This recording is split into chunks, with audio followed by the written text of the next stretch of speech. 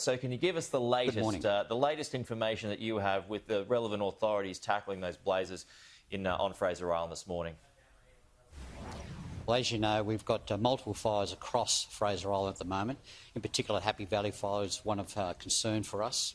It did take a run late yesterday afternoon, and we're tackling that right now. We've had over 1 million litres of water deployed yesterday. We have additional air assets now on standby, and we're moving more fire crews into Happy Valley as we speak. So what we're going to do this morning, out of the 40 aircraft we have available across the state, 24 are going to be dedicated to this fire. And we're going to hit it with everything we've got this morning. So we've got additional 35 crews there at Happy Valley. And we've also included the New South Wales large air tanker, which is going to join us mid-morning as well. So we're hoping to contain this fire. Overnight the conditions did improve to some degree, and the firefighters are currently holding that line. How close are the fires to the nearest community, and how many lives are in danger? What are the numbers that we're talking about here? Yeah, so it's about 1 kilometre away at this stage. We are trying to hold that line, as I said. The 50 people that are residents in that particular area were given that warning to leave. Some of those residents, in actual fact, are helping fighting the fires, which is fantastic. So they're the people that we're trying to focus on, but it's mainly their property at this stage. So we know that most of the people that have already left that particular area, and those that haven't help fighting the fires. Right, so most of them left, but there are still, just to clarify, a few people who remain to try and protect their homes. That's what's going on? Correct. So those are helping with and they're supporting with our teams on the ground as well, so they're working with us in those particular areas.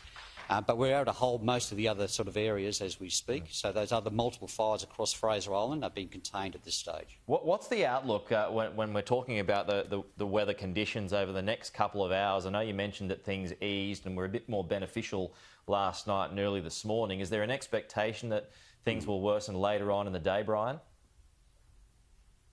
Look, we're anticipating the worst and then hoping for the best in that respect.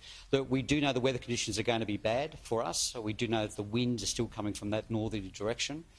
We do know that there is increased fire danger. It's tinder dry out there, you know, and so they're also fighting in very difficult conditions. So whilst it's a beautiful island to visit with all the sand dunes and that, it's very difficult to access. That's why we're using a lot of air assets.